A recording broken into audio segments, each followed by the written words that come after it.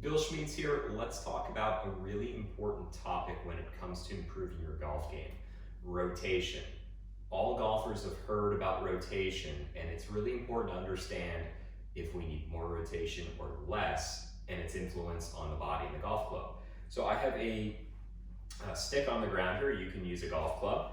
I'm going to place this stick off the inside of my trail heel and my forward toe like so. I'm going to take the club, I'm going to put it on my hips. Now I like to start with the pelvis to understand what's going to happen kind of from the pelvis up in regards to turn.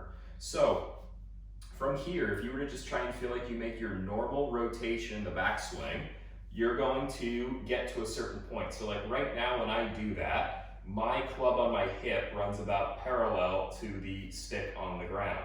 So I'm in a reasonable spot. Now if you do this, and the club is short of the club on the stick, which is around 45 degrees, we need to figure out a way to get a little bit more rotation of the pelvis. If we do this and we get the club to turn past the stick on the ground, we need to figure out a way to get the club parallel to it. So we're gonna have to, again, make some alterations. So here's the deal. When you're testing using the club on the ground, and I mentioned this in my book, The 5 Total Fundamentals of Golf, it's really important, it has a big influence on how the hands, arms, body work, which then has an influence on this golf club, specifically in impact. So if we're a golfer and we can't get the club to match the 45-degree angle, you need to lengthen your trail leg a little bit more to give you a little bit more range of motion. You can kind of see how that club wants to rotate more as I lengthen my trail leg. If we test